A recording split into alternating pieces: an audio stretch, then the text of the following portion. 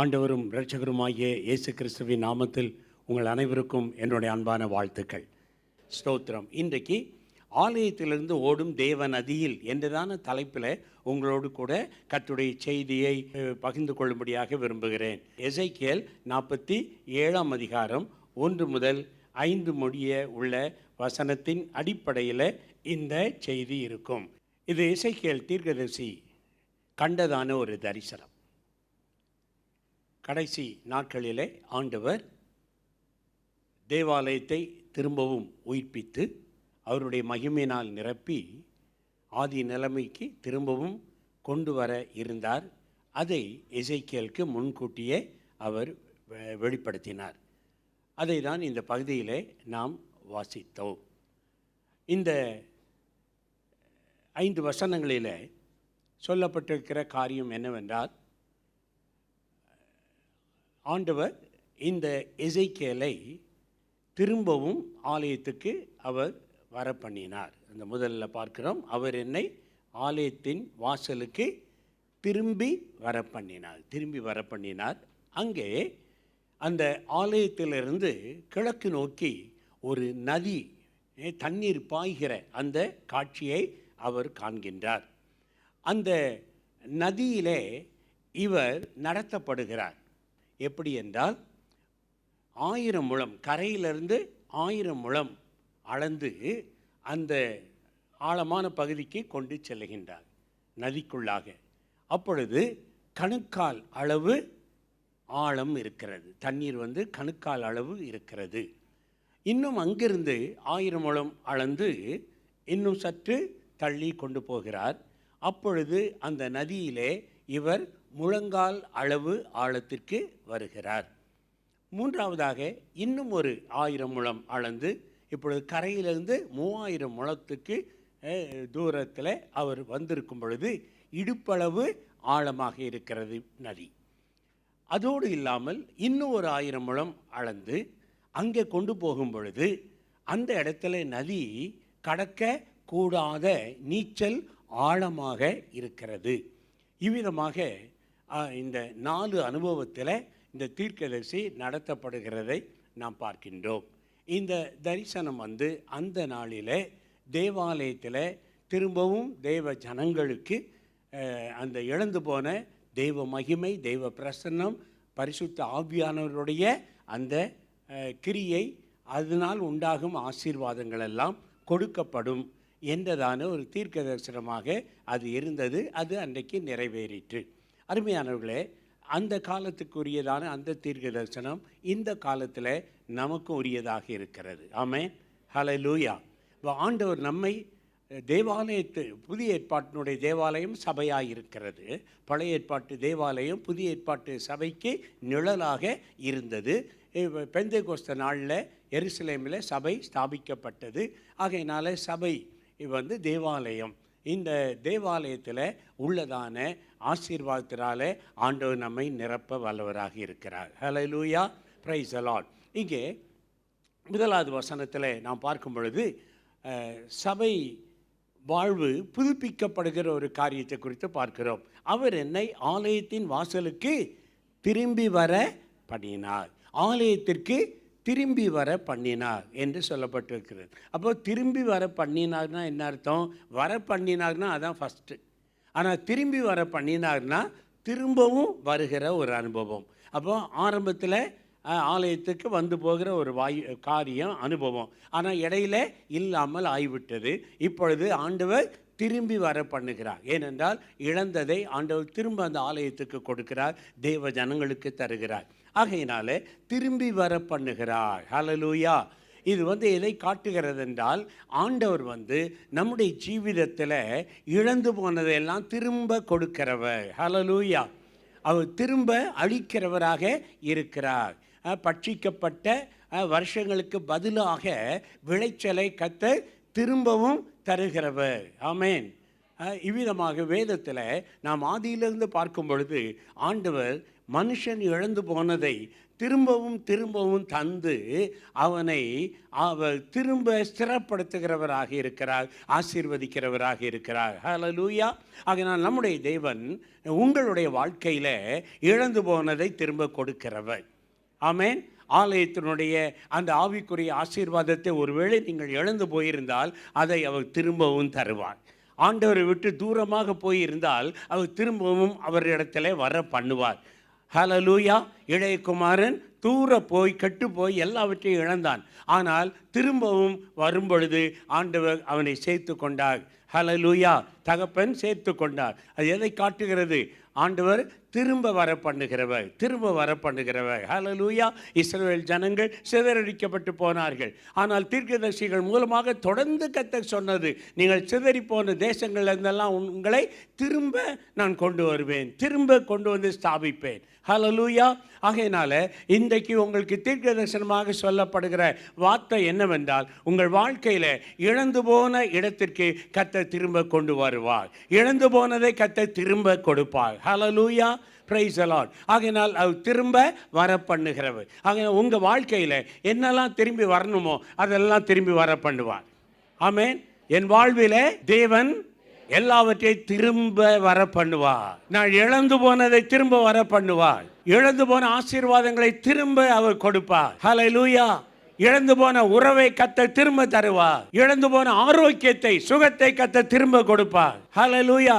இழந்து போன ஆஸ்தியை கர்த்தர் திரும்ப கொடுப்பார். இழந்து போன ஆவிக்குரிய அனலை கர்த்தர் திரும்ப கொடுப்பார். நீங்க விசுவாசத்தோடு சொன்னா பெற்றுக்கொள்வீங்க. ஹல்லேலூயா. எதெல்லாம் இழந்திருக்கிறீங்களோ அதெல்லாம் நீங்க பெற்றுக்கொள்ளணும்னா சொல்லுங்க. ஹல்லேலூயா. இழந்து போனதை கர்த்தர் திரும்ப தருவார். ஆமென். ஹல்லேலூயா. ஜெப வாழ்வை திரும்ப தருவார். ஹல்லேலூயா. ஆத்மீக தாகத்தை திரும்ப கொடுப்பார். ஆத்மீக பசியை திரும்ப உண்டாக்குவார். ஹல்லேலூயா. திருப்தியை திரும்ப கொடுப்பார் அவர்.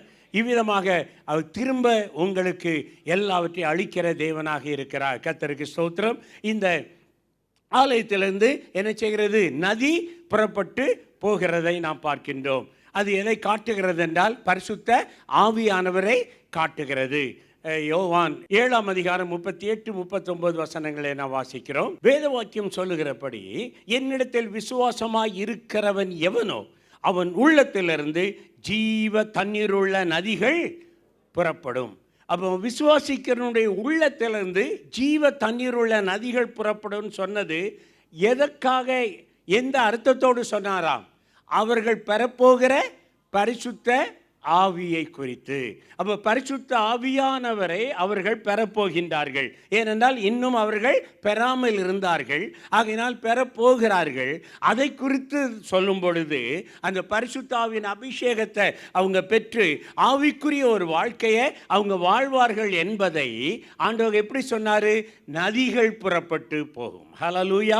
அப்போ விசுவாசிக்கிறவனுடைய உள்ளத்திலிருந்து ஜீவ தண்ணீருள்ள நதிகள்.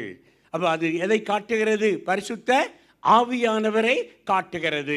அது ஆலயத்திலிருந்து புறப்படுகிறது.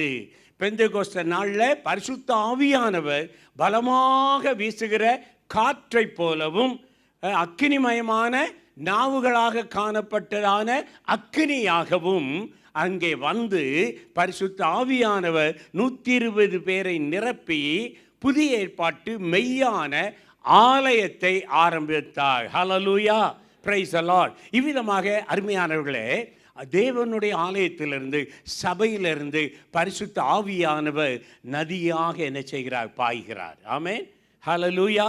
இந்த பரிசுத்த ஆவியானவருடைய அந்த நதி வந்து செழிப்பை காட்டுகிறது. ஆமென். ஆவிக்குரிய வாழ்விலே நம்மை செழிக்க வைக்கிறது.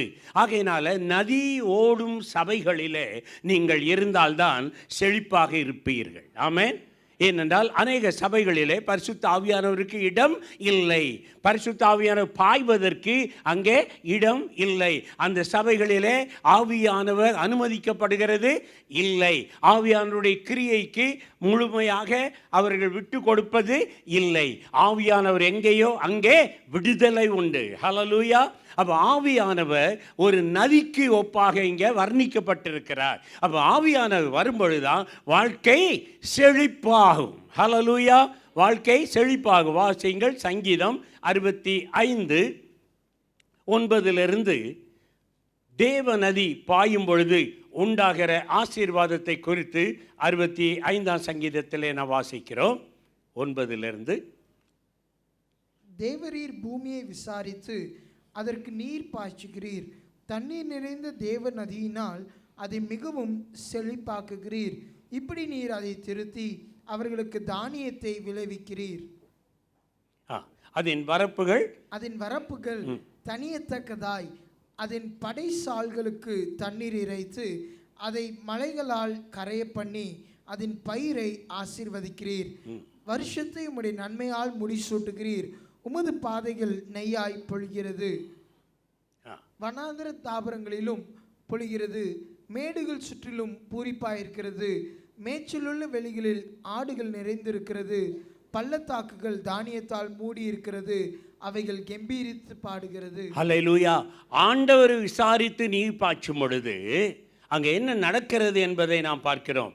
தண்ணீர் நிறைந்த தேவ நதியினாலே ஆண்டவர் என்ன செய்கிறாரு? பூமியை செழிப்பாக்குகிறார். ஹல்லேலூயா. தேவ நதியினாலே. ஆமென். உலக நதி அல்ல, இது என்னது? தேவ நதி. ஹல்லேலூயா. இப்படி அவர் செழிப்பாக்கும் பொழுது அங்கே பயிர் ஆசீர்வதிக்கப்படுகிறது. 10வது வசனத்தில் அதன் பயிரை ஆசீர்வதிக்கிறேன். அதனால என்ன உண்டாகிறது? வருஷம் முழுவதும் நன்மையினால் முடிசூட்டப்பட்டு பாதையெல்லாம் நெய்யாய் பொழியும்படியான செழிப்பு உண்டாகிறது. ஹல்லேலூயா. Praise the Lord. வனாந்தரமான தாவரங்களில் கூட என்ன உண்டாகிறது? மழை பொழிகிறது. ஆமென். அதனால மேடுகளெல்லாம் பூரிப்பாகி அங்கே சந்தோஷப்படுகிறது. மேய்ச்சலுள்ள வெளிகளில் ஆடுகள் நிறைந்திருக்கிறது. பள்ளத்தாக்குகள் தானியத்தால் மூடி இருக்கிறதுனால ஒரே கம்பீரம் பாடல்கள். ஹல்லேலூயா. அருமையானவர்களே, உங்களுடைய வாழ்வில் பரிசுத்த ஆவியானவருடைய நதி பாய ஆரம்பித்தா இவ்விதமாக ஆசீர்வாதம் உண்டாகும், செழிப்பு உண்டாகும். ஹல்லேலூயா. Praise the Lord. ஆரம்ப காலத்தில் பாஸ்டர் அவர்கள் இங்கே ஊழியத்தை தொடங்கின நாட்களில் நான் அதிகமாக அடிக்கடி வருவது உண்டு. அந்த காலத்தில் உள்ளவங்கெல்லாம் ரொம்ப பழகின முகங்கள், ஏனென்றால் அடிக்கடி வருவது உண்டு. ஆகையினால் அன்றைக்கு ஆரம்பிக்கப்பட்ட அந்த நிலைமை எப்படி என்று தெரியும். இன்றைக்கு கர்த்தர் எந்த அளவுக்கு இதை செழிப்பாக்கி இருக்கிறாரு. ஏனென்றால் நதி ஓடினதுனால செழிப்பாக இருக்கிறது. Oh hallelujah. Praise the Lord. Hallelujah. ஆகையினால அருமையானவர்களே, ஆவியானவர் ஒரு நதியாக என்ன செய்கிறார்? பாய்கிறார். அந்த நதி எங்கே இருந்து புறப்படுகிறது? ஆலயத்தில். ஆகையினால நீங்கள் சபையில் இருக்கும் பொழுது தான் அந்த ஆவியானவரால் உண்டாகும் ஆசீர்வாதத்தை நீங்கள் பெற்றுக்கொள்ள முடியும். Amen. Hallelujah. Praise the Lord. அந்த தீர்க்கதரிசி கண்ட அந்த தரிசனத்தில் அவருடைய அனுபவம் குறித்து அங்கே 4 விதமான அனுபவங்களிலே ஆவியானவர் அவரை அந்த நதியிலே நடத்தி கொண்டு போனதை நம்ம பார்த்தோம். 3வது வசனத்தை வாசிக்கும் பொழுது இங்கே நதி பார்க்கிறோம். நதி என்று இருந்தால் அங்கே என்ன இருக்கும்? கரை இருக்கும். கரை உலகத்துக்கு ஒப்பாக இருக்கிறது. நதி ஆவிக்குரிய வாழ்வுக்கு ஒப்பாக இருக்கிறது. ஹல்லேலூயா. புரியுதா உங்களுக்கு? அப்போ கரையில் நிற்கிறதுனா உலகத்தில் இருக்கிறது, இன்னும் ஆண்டவருக்குள்ளாக வராமல் இருக்கிறது, ஆவியானவருடைய அனுபவத்துக்குள்ளாக வராமல் இருப்பது தான் என்னது? கரையில் இருக்கிறது. கரையில் இருந்த இவர் இப்பொழுது நதிக்குள்ளாக நடத்தப்படுகிறார். அப்போ கரையிலிருந்து 1000 முழம் அளந்து இப்பொழுது தண்ணீருக்குள்ளாக கொண்டு வந்தாய்விட்டது. இப்போ தண்ணீருக்குள்ளாக நதிக்குள்ளாக இருக்கிறார். ஆனால் எவ்வளவு உயரத்தில் எவ்வளோ ஆழத்தில் இருக்கிறாரு? கணுக்கால் அளவு தான். அப்போ கணுக்கால் அளவு ஆழத்தில் தான் அங்கே நதிக்குள்ளாக இருக்கிறார். இப்போ தண்ணீர் பாய்கிறது, ஆனால் அவரை முழுவதுமாக அந்த தண்ணீர் நனைக்கவில்லை, இந்த தண்ணீர் தொடவில்லை. கணுக்கால் அளவு தான் தண்ணீர், மற்றதெல்லாம் அவர் வெளியில் இருக்கிறாரு. அது எதை காட்டுகிறது என்றால், நாம் உலகத்தை விட்டு ஆண்டவருக்குள்ளாக வந்தாலும் ஆவிக்குரிய வாழ்வில் தேவ ஆவியானுடைய நதியில் நம்ம ஆழமாக போகாமல் இருக்கும்போது, கரை விட்டு நம்ம தூரம் வராமல் இருக்கும்போது நம்முடைய கிறிஸ்தவ வாழ்க்கை, ஆவிக்குரிய வாழ்க்கை வெறும் கணுக்கால் அளவு ஆழத்தில் இருப்பதை போன்று தான். அதனால் நீங்கள் உங்களை ஆராய்ந்து பார்க்கணும், எங்கே இருக்கிறீங்க. இப்போ கணுக்கால் அளவு ஆழம் அப்படின்னா கரையிலேருந்து 1000 முழம் தண்ணிக்குள்ளே வந்தாச்சு. அப்போ வந்தாச்சு, ஆனால் அதிக தூரம் வரல. கரை என்பது உலகம் அப்படின்னு சொன்னேன். இப்போ தண்ணிக்குள்ளே நின்றாலும் 1000 முழம் தூரம் மட்டும் வந்திருந்தா கரை நல்லா தெரியும். கீழே குனிஞ்சு பார்த்தா தரை நல்லா தெரியும். கால் எங்கே இருக்குது? தரை மேலே ஊன்றி இருக்கிறது. தண்ணிக்குள்ளே இருந்தாலும் கால் தரையில் தான் இருக்குது. அப்படின்னா தரை என்பது கரையினுடைய பகுதி தான் இல்லை? கரை தண்ணிக்கு வெளியே, நதிக்கு வெளியில் இருக்கிற தரை பகுதி அது கரை அப்படின்னு சொல்கிறோம். தண்ணிக்கு அடியில் இருக்கிறது அது தரை. அப்போது உலகத்தோடு தான் நம்ம அதிகமாக தொடர்பு உள்ளவர்களாக இருக்கிறோம். உலகத்தை விட்டு முழுமையாக வருவது இல்லை. ஏனென்றால் இன்னும் ஆழமான அனுபவத்துக்குள்ளாக வரல. ஆகையினால் கணுக்கால் அளவு என்பது அது மேலோட்டமான கிறிஸ்தவ வாழ்க்கை, சூப்பர்ஃபிஷியல் கிறிஸ்டியன் லைஃப். இன்றைக்கு பெரும்பான்மையான விசுவாசிகள் இந்த மேலோட்டமான கிறிஸ்தவ வாழ்க்கை தான் வாழ்கிறாங்க. அது நல்லது அல்ல. அருமையானவர்களே, பரிசுத்த ஆவியானவர் வெறும் கணுக்கால் அளவு ஆழத்தில் நம்மளை கொண்டு போய் ஆசீர்வதிக்க விரும்பலை. அவர் ஆழமாக கொண்டு போக விரும்புகிறார். ஹல்லேலூயா. அப்போது கணுக்கால் அளவுனா ஒரு 10% தான் நம்ம தண்ணியில் இருக்கிறோன்னு அர்த்தம். மீதியெல்லாம் 90% பரிசுத்த ஆவியானவருடைய தொடுதலுக்கு இல்லாமல், அவருடைய ஆட்கொள்ளுதலுக்கு இல்லாமல் நம்ம உலகத்தில் இருக்கிறோம்னு அர்த்தம். ஆகையினால் ஆவிக்குரிய ஜீவிதத்தில் நாம் மேலோட்டமாக இருக்கக்கூடாது. இது கணுக்கால் அளவு. அடுத்த இது இன்னொரு 1000 முழம் அளந்தார். 4வது வசனத்தில் வாசிக்கும் பொழுது, பின்னும் அவர் 1000 முழம் அளந்து என்னை தண்ணீரை கடக்க பண்ணினார். அப்போ இன்னும் 1000 முழம் அளக்கும் பொழுது இப்போ கரையை விட்டு என்னாகும்? தூரமாக வருவோம் அல்வா? நதியில் நம்ம தூரமாக போக போக கரையை விட்டு தூரமாக போவோம். அப்போ உலகத்தை விட்டு எவ்வளவுக்கு எவ்வளவு நீங்கள் தூரமாக போகிறீங்களோ, உலகத்தை விட்டு ஆண்டவரோடு நெருக்கமாக வர்றீங்களோ, அந்த அளவுக்கு நீங்கள் ஆழமாக போக முடியும். ஆமே. இப்பொழுது 1000 முழம் வந்தோடனே முழங்கால் அளவு, இப்பொழுது ஆழம் முழங்கால் அளவு. அப்போ முழங்கால் அளவு அப்படின்னு சொல்லும்போது நம்மளில் ஒரு கால் பகுதி என்று அர்த்தம் அல்லவா? ஒரு கால் பகுதி. அப்போது 25% தான் இப்போ நதிக்குள்ளாக, மீதியெல்லாம் வெளியில். அப்போ இன்னும் நம்ம 100% ஆவியானவருக்குள்ளாக வரல. அப்போ முழங்கால் அளவு தான். முழங்கால் அளவில் உள்ள அனுபவம் என்ன? கரை கொஞ்சம் தூரமாக தெரியும், ஆனால் தெளிவாக தெரியும், ஆனால் தூரமாக தெரியும். கீழே குனிஞ்சு பார்த்தா தரை தெரியும், ஆனால் தரை கொஞ்சம் மங்கலாக தெரியும். என்னென்னா ஆழமாயிட்டா தரை கிளியராக தெரியாது. அப்போ அது எதை காட்டுகிறது? உலக காரியத்தில் நமக்குள்ளதான அந்த பற்று, பாசம் இதெல்லாம் கொஞ்சம் குறையுதுன்னு காட்டுது. ஆமென். ஹல்லேலூயா. ஆகையினால அந்த அனுபவத்துக்கு வரணும். உலகத்தை பார்க்கும் பொழுது நமக்கு கொஞ்சம் மங்கலாக தெரியணும். அப்போ தான் ஆவிக்குரிய வாழ்வில் பிரகாசமாக தெரியும். ஹல்லேலூயா. இப்பொழுது முழங்கால் அளவு. இன்னும் ஒரு அடுத்த இதில் பார்க்கும் பொழுது என்னென்ன, அங்கே தண்ணீர் முழங்கால் அளவாக இருந்தது. பின்னும் 1000 முழம் அளந்து என்னை கடக்க பண்ணினார். அங்கே தண்ணீர் இடுப்பளவாக இருந்தது அப்படின்னு பார்க்கிறோம். அப்போ இங்கே வரும்பொழுது இங்கே இடுப்பளவு ஆழம் வந்தாச்சுன்னா என்ன அர்த்தம்? கரையிலிருந்து இப்போ 3000 முழம் வந்தாச்சு. கரையை விட்டு 3000 முழம் தள்ளி வந்தாச்சு. அப்போது கரையை விட்டு எவ்வளோ தூரத்துக்கு நம்ம வர்றோமோ அந்த அளவுக்கு ஆழத்துக்குள்ளே போகிறோம். Amen. So the more you come away from the world, the more deeper you go into the Lord. Hallelujah. Praise the Lord. ஆகையினால அருமையானவர்களே, நாம் உலகத்தோடு ரொம்ப ஒட்டி நெருக்கமாக வாழ்ந்தால் ஆண்டவரோடு கூட ரொம்ப ஒட்டி நெருக்கமாக இருக்க முடியாது, தூரமாக தான் இருப்போம். ஆவிக்குரிய வாழ்வில் ஆழமாக நம்ம போக முடியாது. கரையை விட்டு தூரம் போக போக தான் ஆழம் வரும். ஆமென். ஆகையினால் நாம் எங்கே இருக்கிறோம் என்பதை நாம் ஆராய்ந்து பார்க்க வேண்டும். அப்போது இப்பொழுது இடுப்பளவு ஆழம்னா கிட்டத்தட்ட 50% அல்லவா? இடுப்பளவு ஆழம்தான், ஆழம் வந்தாச்சு. ஆனாலும் கூட 50% தான். அரைகுறையான அனுபவம் தான் இன்னும் கூட.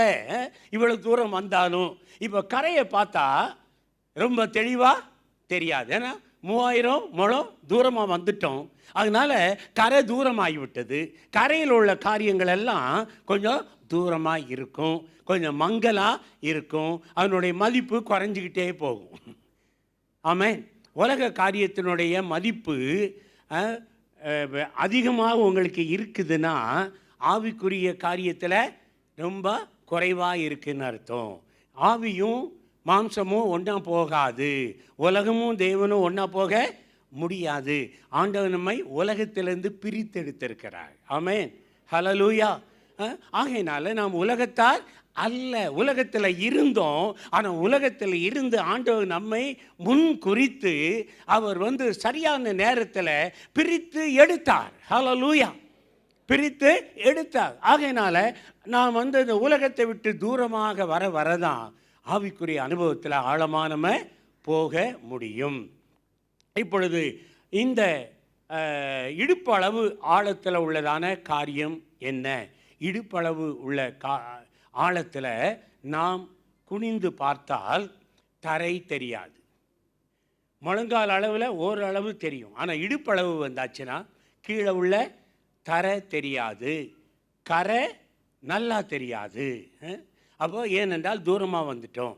ஆனால் இப்போ என்ன தெரியும்னா, நீங்கள் குனிந்து பார்த்தீங்கன்னா தண்ணீரில் உங்கள் முகம் தெரியும். ஆமென், ஹல்லேலூயா. முகம் தெரியும். அப்படின்னா என்ன அர்த்தம்? நம்மை நாம் உணர்ந்து கொள்ள ஒரு வாய்ப்பு உண்டாகும். ஹல்லேலூயா. ஏனென்றால் நம்முடைய ஜீவிதத்தில் மனுஷீகத்தில் மற்றவங்க தப்பை நம்ம லேசாக கண்டுபிடிச்சிருவோம். மற்றவங்க தப்பு பண்ணாங்கன்னா அதை உடனே கண்டுபிடிச்சிருவோம். ஆனால் நம்மளுடைய தப்புகளை நம்ம கண்டுபிடிக்க முடியாது. ஆகையினால்தான் சங்கீதம் 19:12 சொல்லி இருக்கிறது, தன் பிழைகளை உணர்கிறவன் யார்? இயேசு சொன்னார், மாயக்காரனே, உன் கண்ணில் இருக்கிற உத்தரத்தை நீ அறியாம பிறனுடைய கண்ணில் உள்ள தூசியை எடுக்கிறதுக்கு வகை பார்க்கிறைய, முதலாவதாக உன் கண்ணில் உள்ள உத்தரத்தை எடுத்து போட்டுட்டு அதுக்கப்புறம் அடுத்தவங்க கண்ணில் உள்ள தூசியை எடுக்கிறதுக்கு நீ வகை பார் அப்படின்னாரு. அப்போ என்ன அர்த்தம்? நம்ம செய்கிற பெரிய தப்பு நமக்கு தெரியாது, ஆனால் மற்றவங்க செய்கிற சின்ன தப்பு பெருசாக தெரியும். எப்போதுமே மற்றவங்க செய்கிற பெரிய தப்பை சின்னதாக பார்க்கணும், நம்ம செய்கிற சின்ன தப்பை பெருசாக பார்க்கணும். ஆனால் நமக்கு அப்படி இல்லை. இந்த பூத கண்ணாடி லென்ஸ், அதில் 2 விதமான லென்ஸ் இருக்குது.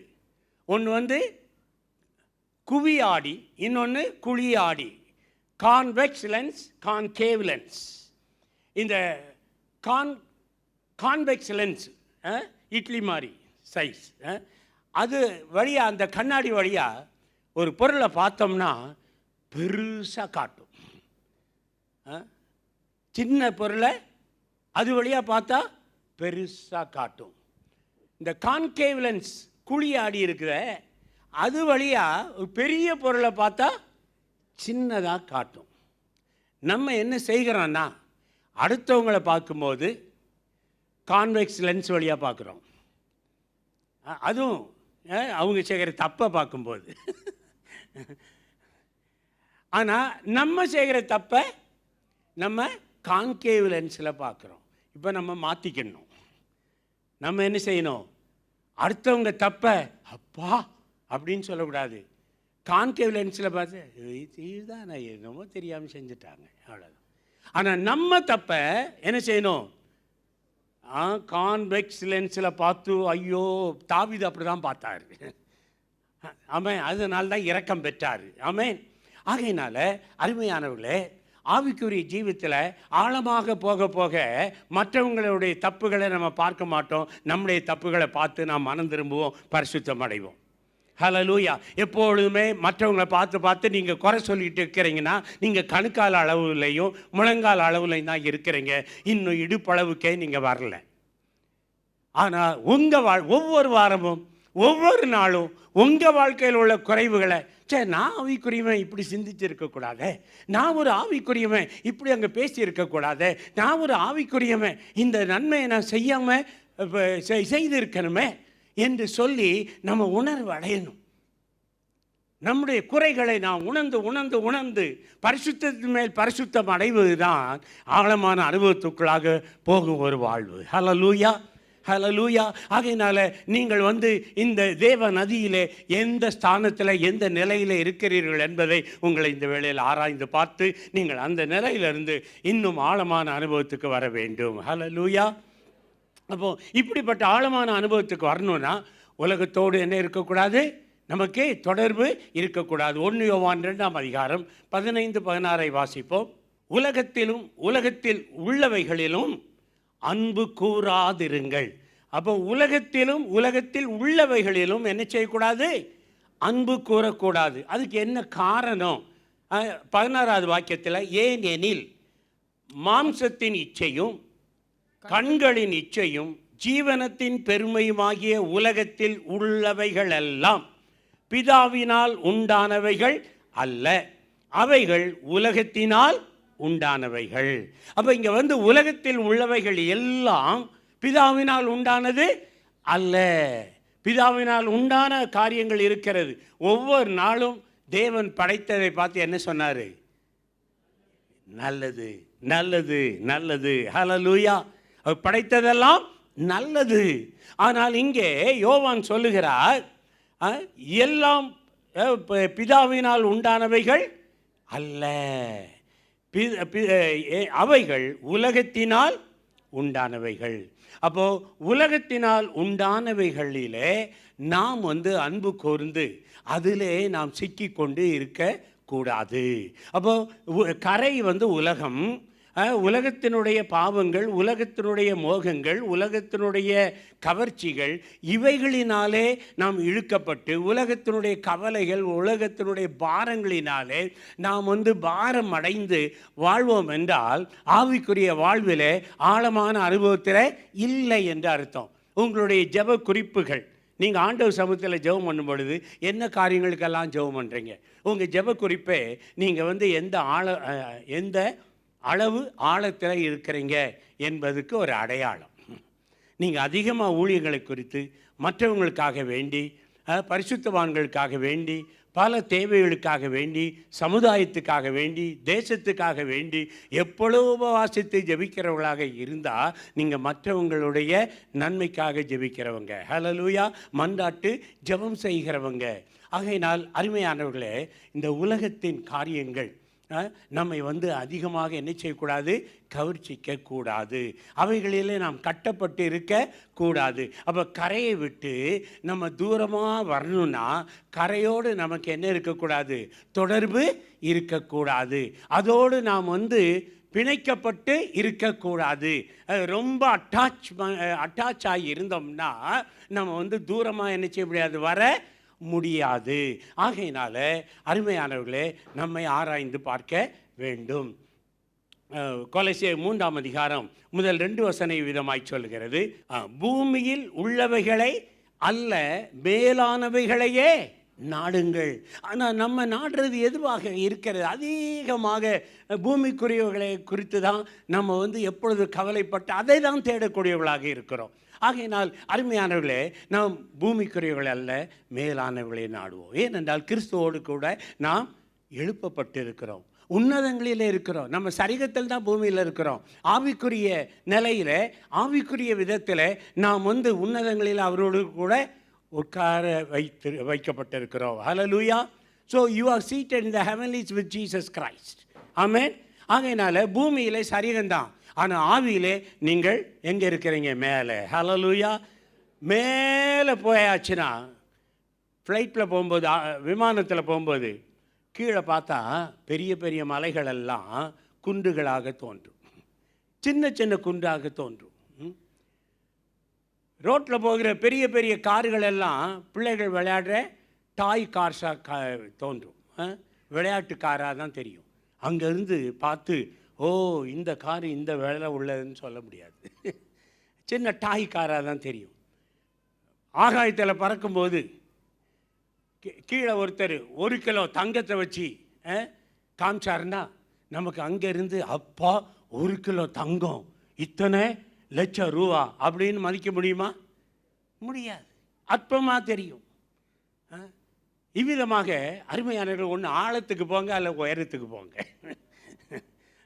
அப்பொழுதுதான் உங்களுக்கு இந்த உலகம் சின்னதாக தெரியும், இந்த உலகத்தில் உள்ள மேன்மையெல்லாம் குப்பையாக தெரியும். இந்த உலகத்தினுடைய ஆசா பாசங்கள் கவர்ச்சிகள் இவைகள் எல்லாம் நமக்கு அற்பமாக தெரியணும். அந்த லெவலுக்கு ஆவிக்குரிய அனுபவத்துக்கு இந்த காலத்தில் வரணும். ஏனென்றால் இன்றைக்கு சபைக்குள்ளாக உலகம் ரொம்ப புகுந்து இருக்குது. இன்றைக்கு ஆவிக்குரிய மக்கள் என்று சொல்கிறவங்களுக்குள்ளாக உலகம் ரொம்ப புகுந்து இருக்குது. நம்மளை உலகத்தை தாக்கும்படியாக வைத்தாள். ஆனால் இன்றைக்கு உலகத்தால் நம்ம தாக்கப்படுகிறோம். போட்டு தண்ணியில் இருக்கிற வரைக்கும் பிரச்சனை இல்லை. ஏனென்றால் படைக்கப்பட்டதே எதுக்காக? தண்ணியில் இருக்கிறதுக்காக தான் போட்டு செய்யப்பட்டிருக்கிறது. ஆனால் அந்த போட்டு தண்ணியில் இருக்கலாம், ஆனால் போட்டுக்குள்ளே தண்ணி வரக்கூடாது. போட்டுக்குள்ளாக தண்ணி வந்தால் என்ன ஆகும்? இந்த போட்டு தண்ணி மேலே இல்லாமல் போட்டு உள்ளுக்கு அமிழ்ந்து போகும், அவங்களுடைய பர்பஸே இல்லாமல் போயிடும். ஆகையினால அருமையானவர்களே, நாம் உலகத்திலே இருக்க வேண்டும், ஆனால் உலகத்தோடு ஒட்டி இருக்கக்கூடாது. உலகத்தில் மாற்றத்தை கொண்டு வரணும். உப்பாக இருக்கிறீங்க, பூமிக்கு உப்பாக இருக்கிறீங்க. உப்பு எந்த ஒரு பதார்த்தத்தில் போட்டாலும் அதனுடைய தாக்கத்தை அந்த முழு பதார்த்தமும் உணரும்படியாக செய்யும். ஹல்லேலூயா. கொஞ்சம் உப்பு தான், ஆனால் அந்த முழு குழம்பையும் அது ருசி உள்ளதாக மாற்றி விடுகிறது. ஆமென். அதுபோல் தான் ஆண்டவர் நம்மளை வச்சிருக்கிறார். ஆனால் இன்றைக்கு நம்ம உலகத்தில் இருந்து கொண்டு உலகத்தை மாற்றுவதற்கு பதிலாக உலகம் நமக்குள்ளாக நம்மை மாற்றும்படியாக விட்டு விடுகிறோம். இன்றைக்கு சபைகளுடைய நிலைமை அப்படி போய் கொண்டிருக்கிறது. ஆகையினால் அருமையான தேவனுடைய பிள்ளைகளை நீங்கள் ஜாக்கிரதையாக இருக்க வேண்டும். ஹல்லேலூயா, பிரைஸ் தி லார்ட். இவ்விதமாக அருமையானவர்களே, உலகத்தின் காரியங்களை விட்டு நாம் பிரிந்து வர வேண்டும் என்று வேதம் சொல்கிறது. இப்பொழுது 4வது அனுபவம், நீச்சல் ஆழம். ஹல்லேலூயா. ஆனால் நீச்சல் ஆழத்துக்குள்ளாக போகணும்னா கரையிலேருந்து என்ன ஆகணும்? ரொம்ப தூரமாக போய் ஆகணும். ஆமென். அப்போ ரொம்ப தூரம் போகணும்னா கரையோடு கூட நமக்கு என்ன இருக்கக்கூடாது? கட்டப்பட்டு இருக்கக்கூடாது, ஒட்டப்பட்டு இருக்கக்கூடாது, பிணைக்கப்பட்டு இருக்கக்கூடாது. ஒரு ஆதிவாசிகள் கிராமத்திலிருந்து கொஞ்சம் பேர் ஒரு நதியை கடந்து அவங்க அடுத்த ஊரில் போய் பொருள் வாங்கணும். சந்தை கூடுற நாளில் தான் போய் எல்லா பொருளையும் வாங்க முடியும். அப்போ கொஞ்சம் பேர் அந்த ஊர்லேருந்து நைட்டு புறப்பட்டு அவர்கள் போட்டில் இரவெல்லாம் ஓட்டி அக்கறைக்கு அவங்க போக வேண்டிய இடத்துக்கு அந்த மார்க்கெட் கூடுற ஊருக்கு போய் சேர்ந்தாங்க. சேர்ந்து ஊருக்குள்ளாக போய் இவங்க இருக்கிற வில்லேஜில் ஒன்றும் கிடைக்காது. ஆகையினால பகலெல்லாம் அவங்க ஷாப்பிங் பண்ணி வேண்டியதெல்லாம் வாங்கி நல்லா சாப்பிட்டு நல்லா குடித்து கடித்து எப்படியெல்லாம் ஜாலியாக இருக்க முடியுமோ ஜாலியாக இருந்துட்டு வாங்கின பொருளெல்லாம் எடுத்துக்கொண்டு எல்லோரும் நல்ல குடி போதையில் போட்டில் ஏறினாங்க. போட்டில் ஏறி எல்லோரும் துடுப்போட ஆரம்பித்தாங்க.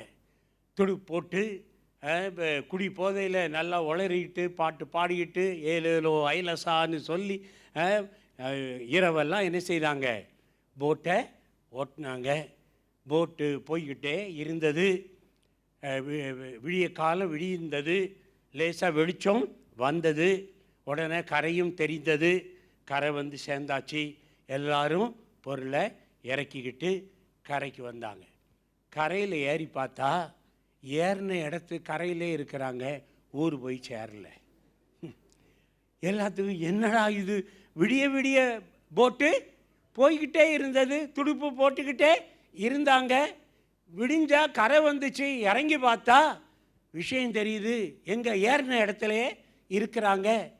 என்ன அப்படின்னு பார்த்தா, இவங்க இறங்கி மார்க்கெட்டுக்கு போகிறதுக்கு முன்னால் அந்த போட்டை கரையில் உள்ள ஒரு மரத்தில் கட்டி வச்சுட்டு போனாங்க. இந்த போதையில் ஏறி உட்காந்து துடுப்போட ஆரம்பித்தாங்களே தவிர இந்த கட்டை அவிழ்த்து விடணும்னு யாருக்கும் ஞாபகம் வரல. துடுப்போடும்போது அந்த கயிறு எவ்வளோ நீளத்துக்கு இருக்குதோ அந்த நீளத்துக்கு போட் என்ன செய்யும், அந்த பக்கமும் இந்த பக்கமும் போகும். அப்போ என்ன நினச்சிக்கிட்டாங்க, போட்டு முன்னால் தான் போய்கிட்டு இருக்குது, அக்கறை நோக்கி போகிறோம் அப்படின்னு ராத்திரியெல்லாம் போட்டு துடுப்பு போட்டு ஓட்டினாங்க, பிரயாணம் பண்ணாங்க. ஆனால் விடிஞ்சு பார்த்தா ஏறின இடத்துல தான் இருக்கிறாங்க. காரணம் என்ன, கட்டை என்ன செய்யலை, அவிழ்த்து விடலை. இதே போல் அநேக விசுவாசிகளுடைய அனுபவம் இப்படி தான் இருக்குது. உலக கட்டைன்னு அவிழ்க்காமல் கட்டிக்கிட்டே இங்கே சபைக்கு வந்துட்டு ஆடலும் பாடலும் துதியும் ஆராதனை எல்லாத்துலையும் அட்டன் பண்ணிட்டு போய்கிட்டே இருக்கிறோம். நம்ம நினைக்கிறோம் பரலோகத்துக்கு நேராக போகிறோம், கானானை நோக்கி போகிறோம் அப்படின்னு சொல்லி. ஆனால் பார்த்தா இங்கே தான் கட்டப்பட்டுருக்கிறோம். இதெல்லாம் எப்படி ஒரு ஆடுற மாதிரி இருக்குது, அவ்வளோதான். நீங்கள் ஆடிக்கிட்டு இருக்கிறீங்களா அல்ல முன்னேறிக்கிட்டு இருக்கிறீங்களா? பாருங்கள், முன்னேறணும். ஹல்லேலூயா, பிரைஸ் தி லார்ட். ஆகையினால அருமையானவர்களே, நாம் ஆழமான அனுபவத்துக்கு போகணும்னா உலகத்தோடு கட்டப்பட்டு இருக்கக்கூடாது. அருமையான தம்பி தங்கச்சி, அருமையான சகோதரி சகோதரியே, இந்த வேளையில் கொஞ்சம் ஆராய்ந்து பாருங்கள். ஆவிக்குரிய வாழ்வில் ஆழமாக நீங்கள் போக முடியாதபடிக்கு எது உங்களை கட்டி வைத்து இழுக்கிறது? எந்த காரியம், எந்த ஒரு காரியமும் உங்கள் ஆவிக்குரிய வாழ்வுக்கு தடையாக இருக்கக்கூடாது. ஹல்லேலூயா. சர்ச்சுக்கு வர்றது, ஆவிக்குரிய காரியத்தெல்லாம் ஒரு பொழுதுபோக்கு மாதிரி அல்ல ஒரு பழக்கப்பட்ட காரியம் மாதிரி வீக்லி ஒன்ஸு ஒரு 2 hours கொடுக்குற மாதிரி அப்படி வாழக்கூடாது. நான் அனுதினமும் ஆவியானவரால் நடத்தப்படணும். ஹல்லேலூயா. அதுதான் 5வது வசனத்தில் வாசிக்கிறோம். இன்னொரு 1000 முழம் அளந்த உடனே அது கடக்கக்கூடாத நதியாய் இருந்தது. ஹல்லேலூயா. அது நீச்சல் ஆழமாக இருந்தது. ஹல்லேலூயா. இப்பொழுது பாருங்க, இந்த அனுபவம் தன்னுடைய குற்றங்கள் குறைகள் எல்லாம் உணர்ந்து நம்ம உலகத்தோடு கட்டப்பட்டிருக்கிறோம். நம்ம ஆவிக்குரிய வாழ்வில் நல்லா இல்லை, நம்முடைய ஜீவிதத்தில் பரிசுத்தம் சரியா இல்லை, நம்முடைய ஜீவிதத்தில் ஆண்டவரோடு உள்ள உறவு சரியா இல்லை அப்படிங்கிறத உணரும் பொழுது தான் நான் என்ன செய்ய முடியும், மேலே வர முடியும். நான் 65வது ஆண்டு ரட்சிக்கப்பட்டேன். 65வது ஆண்டு ரட்சிக்கப்பட்ட நான் 7 வருஷ காலமாக ஞானசானம் பெற்று அபிஷேகம் பெற்று ஊழியங்களெல்லாம் ஈடுபட்டு கொண்டே இருந்தேன். தெருவிலெல்லாம் போய் பிரசங்கம் பண்ணி கொண்டே இருந்தேன். பாவியே மனம் திரும்ப, இயேசு ரட்சிக்க வந்தார்னு சொல்லி கொண்டிருந்தேன். பாவத்தின் சம்பளம் மரணம், தேவனுடைய கிருபை வரமோ கர்த்தராக இயேசு கிறிஸ்துவினால் உண்டான நித்திய ஜீவன் என்று சொல்லி பல வசனங்களை பிரசங்கித்து கொண்டே வந்தேன். இப்படி ஊழியத்தெல்லாம் ஈடுபட்டு கொண்டே இருந்தேன். ஆனால் என்னுடைய வாழ்வில் நான் மேல்மட்டமான ஒரு வாழ்வு, உலகத்தோடு கட்டப்பட்ட ஒரு வாழ்வு வாழ்ந்து கொண்டிருந்தேன். எனக்கு தெரியலை. 7 வருஷம் முடிந்து எனக்கு ஒரு சந்திப்பு தேவனால் உண்டாயிட்டு அதில் ஆவியானவர் உணர்த்தினார். அப்பொழுது நான் படுக்கையில் 2 மாதங்கள் 3 மாதங்கள் படுக்கையிலே இருக்க வேண்டிய சூழ்நிலை. அந்த சமயத்தில் ஆவியானவர் என்னோடு இடைப்பட்டார். என்னுடைய வாழ்க்கையில் இருந்த குற்றங்கள் குறைகள் எல்லாம் நான் உணர்ந்தேன். மறைவாக இருந்த பாவங்கள் எனக்கு வெளிப்படுத்தப்பட்டது. நான் இன்னும் பல காரியங்களுக்கு அடிமையாகி இருக்கிறதை ஆவியான உணர்த்தி காண்பித்தார். அப்பொழுது நான் உணர்வடைந்து மனம் திரும்பி பாவத்தை அறிக்கை செய்து மற்றவர்களோடு ஒப்புரவாகி சரிப்படுத்த வேண்டியவற்றை சரிப்படுத்தி இவ்விதமாக ஒரு திருப்பு முனை என் வாழ்விலே உண்டானது. அந்த இடுப்பளவு ஆழத்தில் வந்த உடனே என்னை உணர்ந்து அவ்வளோ காலம் நான் சரியான ஆவிக்குரிய வாழ்வு வாழலை அப்படிங்கிறத உணர்ந்து மனம் திரும்பின பிறகு ஒரு திருப்பம் உண்டாயிற்று. அந்த வருஷத்தில் தான் ஆண்டவர் என்னை ஆவிக்குள்ளாக்கி எழுப்புதலை கொடுத்த வெளிப்பாடு கொடுத்து அந்த தரிசனத்தின்படி ஊழியத்தை நான் செய்து கொண்டிருக்கிறேன், ஜீவிதத்தை நடத்தி கொண்டிருக்கிறேன். ஹல்லேலூயா. எ டேர்னிங் பாயிண்ட். என்னுடைய வாழ்வில் ஒரு மாற்றம் உண்டானது. இன்றைக்கு உங்கள் வாழ்க்கையிலையும் ஒரு டேர்னிங் பாயிண்ட். ஹல்லேலூயா, ஹல்லேலூயா. ஆகையினால் அருமையானவர்களே, நீச்சல் ஆழத்துக்கு போயாச்சுன்னா இப்பொழுது கரையை பார்த்தா கரை தெரியாது. கரையை பார்க்கணும்னு முயற்சி பண்ணால் கூட கரையை பார்க்க முடியாது. ஏனென்றால் நீச்சல் ஆழம். கால் எங்கே? தரையில் இல்லை.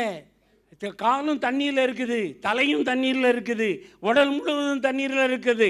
இதான் 100% ஆவியானுடைய ஆட்கொள்ளுதலுக்குள்ளாக வருவது. ஹல்லேலூயா.